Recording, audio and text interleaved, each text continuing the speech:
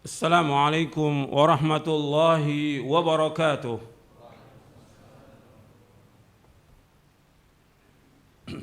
Innal hamdalillah nahmaduhu wa nasta'inuhu wa nastaghfiruh wa na'udzu billahi min shururi anfusina wa min sayyiati a'malina. Man yahdihillahu fala mudilla lahu wa may yudlil fala hadiya lahu. Asyhadu an la ilaha illallah wahdahu la syarika lahu wa asyhadu anna Muhammadan abduhu wa rasuluh. Ya ayyuhalladzina amanu taqullaha haqqa tuqatih wa la tamutunna illa wa antum muslimun. Ya ayyuhan nasu taqu rabbakumul ladzi khalaqakum min nafsin wahidah wa khalaqa minha zawjaha wa batha minhuma rijalan katsiran wa nisaa'a wattaqullaha alladzi tasaaluna bihi wal arham innallaha kana 'alaikum raqiba. يا أيها الذين آمنوا اتقوا الله وقولوا قولا سديدا يصلح لكم أعمالكم ويغفر لكم ذنوبكم ومن يطع الله ورسوله فقد فاز فوزا عظيما. أما بعد فإن أصدق الحديث كتاب الله وخير الهدي هدي محمد صلى الله عليه وعلى آله وسلم وشر الأمور محدثاتها وكل محدثة بدعة وكل بدعة ضلالة وكل ضلالة في النار. Ma'asyiral muslimin rahimakumullah. Alhamdulillah, kita bersyukur kepada Allah Subhanahu wa taala atas segala nikmat yang Allah karuniakan kepada kita, dan nikmat yang Allah karuniakan kepada kita sangat banyak dan tidak akan dapat kita hitung. Ma'asyiral muslimin, sidang Jumat yang dimuliakan oleh Allah Ta'ala, saya akan sampaikan dalam khutbah ini beberapa prinsip dalam hidup kita. Yang pertama, bahwasanya Allah Subhanahu wa taala menciptakan kita untuk ibadah kepada Allah Subhanahu wa taala. Allah berfirman, "Wa ma khalaqtul jinna wal insa illa liya'budun." Tidak aku ciptakan jin dan manusia melainkan untuk beribadah kepadaku. Artinya, pokok tujuan Allah menciptakan makhluk ini, jin dan manusia, agar semuanya beribadah kepada Allah. Itu yang harus kita ingat seumur hidup kita. Kita diciptakan untuk ibadah, bukan untuk main-main, bukan untuk bergurau, bukan untuk jalan-jalan, bukan untuk cari maisha seluruhnya, bukan. Nanti saya akan sebutkan tentang wajibnya mencari maisha. Tapi kita hidup untuk ibadah kepada Allah Ta'ala.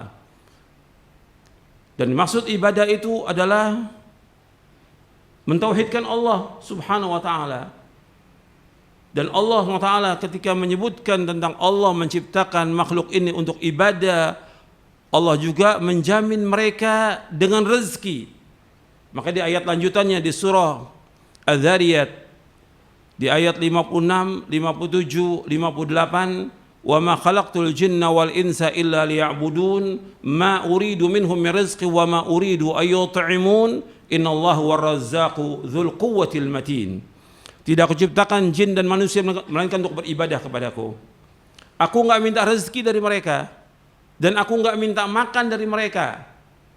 Tapi Allah lah yang terus-menerus memberikan rezeki, dan Allah yang maha kuat dan Allah yang maha kokoh.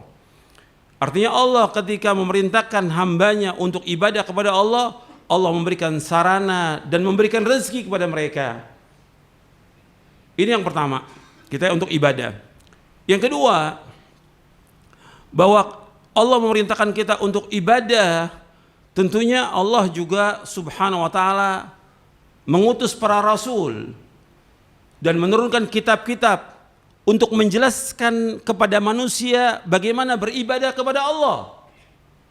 Allah mengutus para rasul, maka tidak ada satupun umat melainkan mesti ada rasulnya. Wa im min ummatin illa khala fiha nadhir. Tidak ada satupun umat melainkan ada pengancamnya. Wa likulli ummatin rasul. Dalam ayat yang lain Allah sebutkan setiap umat mesti ada rasulnya. Artinya Allah sudah utus para rasul untuk menjelaskan bagaimana beribadah kepada Allah. Dan Allah turunkan kitab-kitabnya untuk menjelaskan bagaimana beribadah kepada Allah. Jelas. Allah menciptakan, Allah jelaskan dengan jelas bagaimana ibadah kepada Allah, bagaimana mentauhidkan Allah, menjauhkan syirik. Bagaimana kita beribadah dengan benar yang Allah redhoi kita dunia dan akhirat. Allah jelaskan lengkap semuanya dari lisannya para rasul dan juga dari kitab-kitab yang mulia. Yang ketiga, karena Allah sudah jelaskan demikian, maka kewajiban kita sebagai seorang muslim, kewajiban kita untuk menuntut ilmu. Belajar. Bagaimana kita beribadah kepada Allah. Karena itu Nabi Muhammad SAW bersabda, talabul ilmi faridatun ala kulli muslimin. Nuntut ilmu itu wajib atas setiap muslim. Kalau disebutkan setiap muslim, semua wajib untuk ilmu. Apakah dia orang tua, apakah dia anak, apakah dia laki, perempuan, pimpinan, kepala negara, menteri, orang kaya, orang miskin, siapa aja wajib talabul ilmi. Karena ini faridah ala kulli muslimin, wajib atas setiap muslim. Dan wajib dia untuk menuntut ilmu, dan dia harus luangkan waktu untuk belajar agama ini. Maka sangat disayangkan banyak kaum muslimin yang nggak tahu tentang Islam. Sayangkan dia hidup ini hanya untuk mencari maisha, makan, minum, nikah, tapi nggak tahu tentang agama. Dia tahu tentang dunia, tapi dia tidak tahu tentang akhirat. Allah berfirman dalam surah Ar-Rum ayat 7, ya'lamuna dhahira minal hayatid dunya wa hum 'anil akhirati hum ghafilun. Mereka tahu tentang kehidupan dunia, tapi mereka tidak tahu tentang akhirat. Sampai tentang wudu mereka nggak tahu. Tentang la ilaha illallah mereka nggak tahu tentang rukun dan syaratnya dan konsekuensinya. Mereka tidak tahu bagaimana cara beribadah kepada Allah. Dan ini aib bagi seorang muslim. Sampai baca Quran nggak bisa orang muslim. Bagaimana baca Quran nggak bisa? Antum harus belajar dan belajar. Allah sudah mudahkan semuanya. Dan Quran sangat mudah. Lebih dari semua kitab yang ada di muka bumi, yang paling mudah adalah Al-Quran. Walaqad yassarnal Qur'ana lidzikri fahal min muddakir. Dan kami sungguh telah mudahkan Al-Quran. Maka adakah orang yang mau ingat dengan Al-Quran ini? Mudah, nggak ada yang sulit. Semuanya mudah. Al-Quran kitab yang paling mudah dan sangat mudah untuk dibaca, dipahami dan diamalkan. Jadi harus kita tahu itu. Kita harus belajar dan belajar. Istri kita harus belajar, anak kita harus belajar, orang tua kita harus belajar. Semuanya harus belajar. Karena itulah yang diperintahkan oleh Allah dalam Al-Quran dan itulah yang diperintahkan oleh Rasulullah SAW. Kemudian yang keempat, Allah Subhanahu Wa Taala menyuruh kita. Allah menciptakan kita untuk ibadah. Allah juga menyuruh kita untuk mencari maisha. Perhatikan, Allah menyuruh kita untuk ibadah, Allah juga menyuruh kita untuk mencari maisha. Karena makhluk ini nggak boleh dia bergantung pada orang lain, nggak boleh. Dia harus mencari nafkah untuk menopang hidupnya dan dia wajib untuk ibadah kepada Allah SWT. Dan Allah tidak zalim. Dan Allah Subhanahu Wa Taala menyebutkan dalam beberapa ayat. Seperti Allah sebutkan di dalam surah Al-Mulk. Allah menyebutkan famshu fi manakibiha wa kulu min rizqih. Hendaklah kalian berjalan di muka bumi ini dan carilah rezeki Allah. Disuruh berjalan ke muka bumi dan cari rezeki Allah. Kemudian juga Allah sebutkan dalam surah Al-Jumu'ah, fa idza qudiyatis salatu fantashiru fil ard wabtaghu min fadlillah wadhkurullaha katsiran la'allakum tuflihun. Di dalam surah Al-Jumu'ah di ayat 10 Allah menyebutkan apabila kalian telah selesai sholat Jumat maka bertebaran di muka bumi, cari maisha, cari karunia Allah dan banyaklah kalian mengingat Allah agar kalian menjadi orang yang sukses dan beruntung. Disuruh kita cari maisha, tapi ingat di situ jangan lupa untuk berzikir kepada Allah. Cari maisha, tetap ingat sholat yang 5 waktu. Cari maisha, tetap kewajiban yang Allah wajibkan tetap dilaksanakan. Ingat dan berzikir terus kepada Allah Taala agar kalian menjadi orang yang beruntung. Dan maisha Allah sudah berikan kepada semua manusia. Artinya setiap anak lahir membawa rezeki. Cuma tetap mereka harus usaha untuk mencari rezeki. Kalau ketika dia masih kecil, ya orang tua yang wajib menanggung dia mencari nafkah. Tapi ketika dia sudah dewasa, dia wajib mencari nafkah. Dan Allah sudah berikan jalan untuk rezeki itu. Dan harus kita ingat, rezeki sudah dibagi oleh Allah Taala. Nggak boleh kita dengki, nggak boleh kita iri. Sudah dibagi semua rezeki itu. Nggak boleh kita iri, nggak boleh kita dengki kepada orang. Dan yang harus kita ingat lagi, bahwasanya rezeki kita tidak akan dimakan oleh orang lain. Rezeki kita tidak akan dimakan oleh orang lain. Karena itulah jatah rezeki kita. Tapi kita disuruh oleh Allah Taala untuk mencari rezeki itu dan jangan sampai melalaikan kita dari mengingat Allah. Harus kita berusaha untuk ibadah karena hidup kita untuk ibadah. Rezeki tetap wajib kita cari. Dan pasti Allah memberikan rezeki. Semakin kita dekat dengan Allah dalam ibadah, semakin dimudahkan rezeki itu oleh Allah Ta'ala. Tentu banyak Allah sebutkan. Dan Nabi juga menyebutkan yang demikian. Saya ambil contoh satu. Ketika Allah Subhanahu Wa Ta'ala memerintahkan kita untuk sholat kepada diri kita, istri kita, anak kita, Allah menyebutkan apa? Allah menyebutkan tentang rezeki.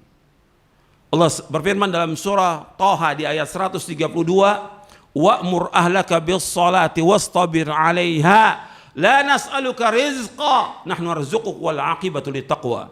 Perintahkan keluarga kamu untuk sholat, perintahkan mereka dan sabarlah.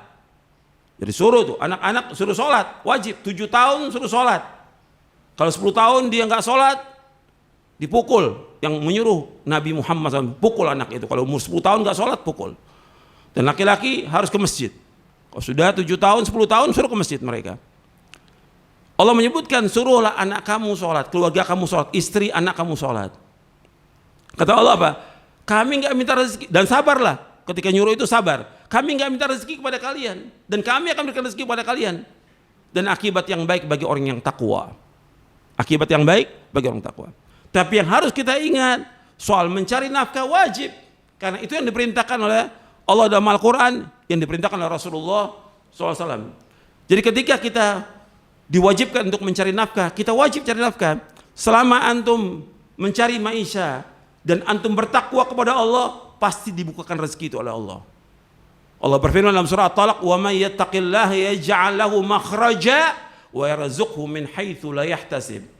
Barang siapa yang bertakwa kepada Allah, dibukakan oleh Allah jalan keluar dari semua masalah atau kesulitan dan diberikan rezeki dari arah yang dia tidak duga-duga. Kemudian Nabi juga bersabda sallallahu alaihi wasallam berkaitan dengan masalah ini ibadah. Nabi bersabda, Allah Subhanahu wa taala berfirman, kalau hadis yang seperti namanya hadis qudsi. Allah berfirman, "Ya bani Adam, tafarragh li ibadati amla sadraka ginan wa asudda faqrak. Wa illam taf'al mala'tu yadayka syugla wa lam asudda faqrak." Hadis ini sahih, diriwayatkan oleh Imam Ahmad, Tirmidzi, Ibnu Majah dan yang lainnya. Allah berfirman, Nabi bersabda SAW, "Wahai anak Adam, luangkan waktumu sepenuhnya untuk ibadah kepadaku. Aku akan penuhi dadamu dengan kecukupan dan aku akan tutup kefakiranmu.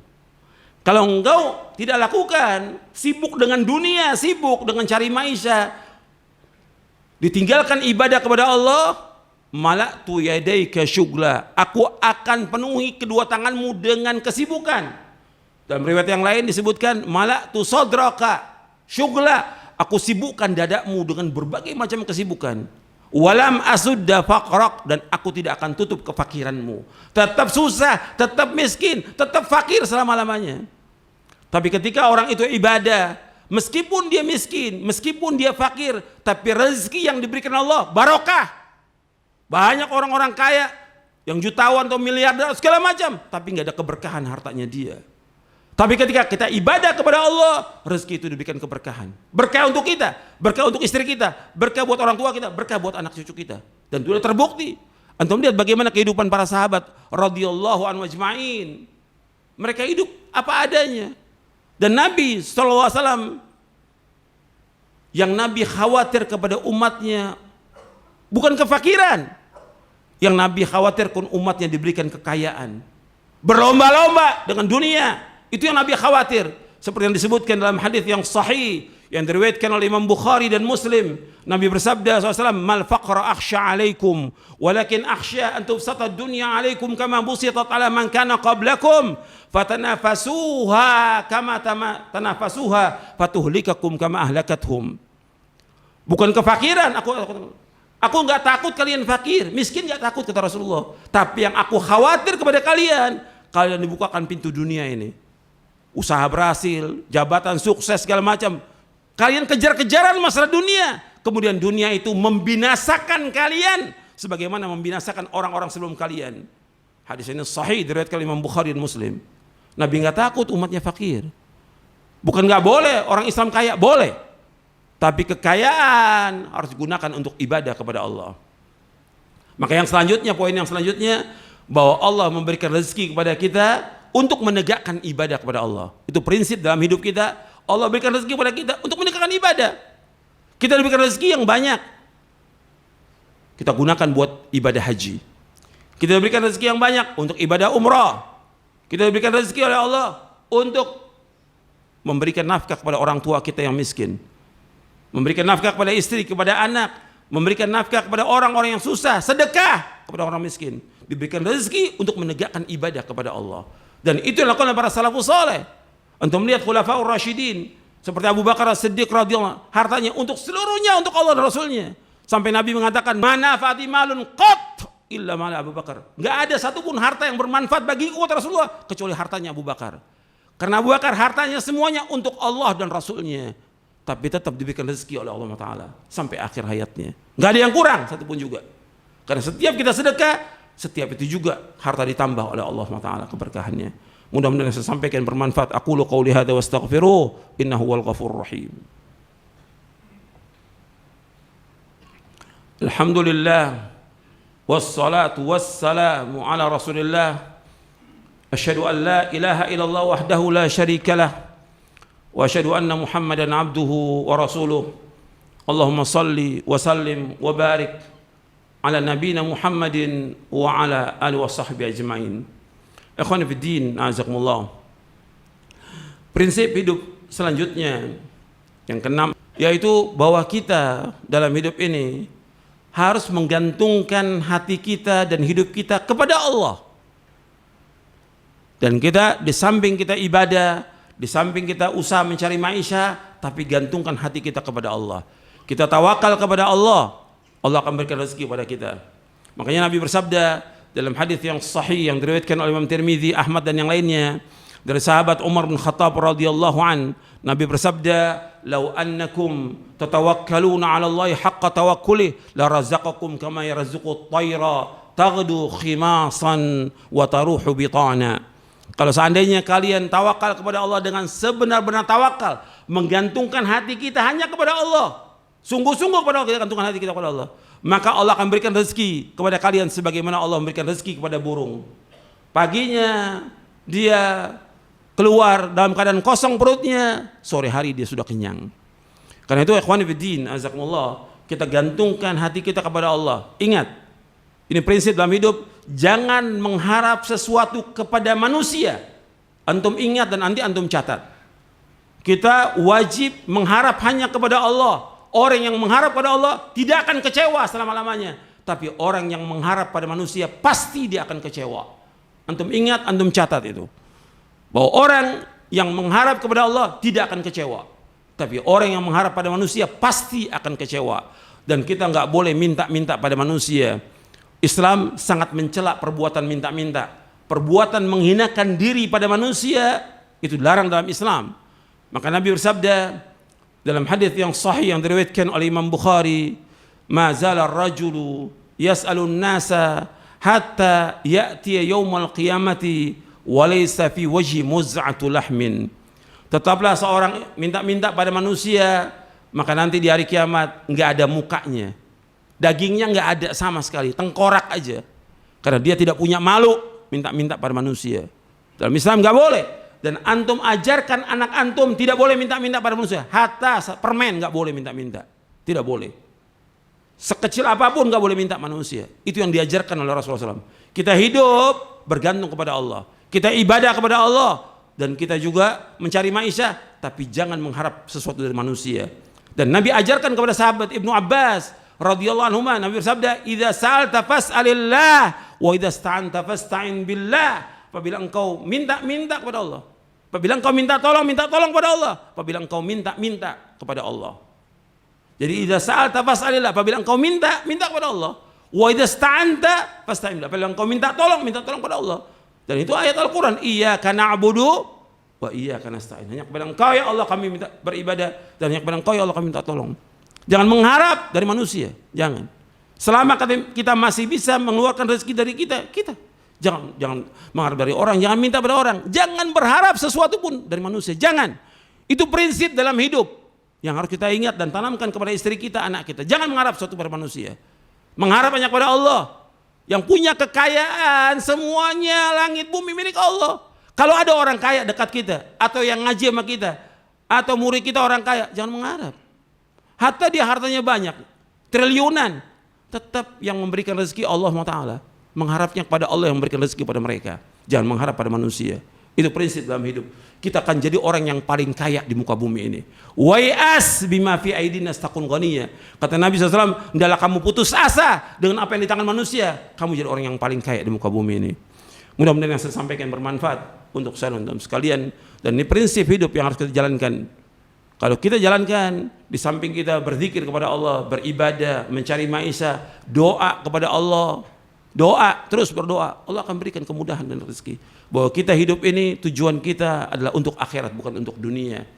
Mudah-mudahan bermanfaat untuk saya dan untuk antum sekalian. Mudah Allah mengampuni dosa-dosa kita, menetapkan kita di atas Islam dan Sunnah. Allahumma salli wa sallim wa barik nabiyina Muhammadin wa ala alihi washabbihi ajmain. Allahumma ighfir lil muslimin wal muslimat wal mu'minin wal mu'minat al ahya' minhum wal amwat innaka sami'un qaribun mujibud da'wat. ربنا اغفر لنا ذنوبنا وإسرافنا في أمرنا وثبت أقدامنا وانصرنا على القوم الكافرين ربنا لا تزغ قلوبنا بعد إذ هديتنا وهب لنا من لدنك رحمة إنك أنت الوهاب ربنا آتنا في الدنيا حسنة وفي الآخرة حسنة وقنا عذاب النار وصلى على نبينا محمد صلى الله عليه وسلم وآخر دعوانا أن الحمد لله رب العالمين.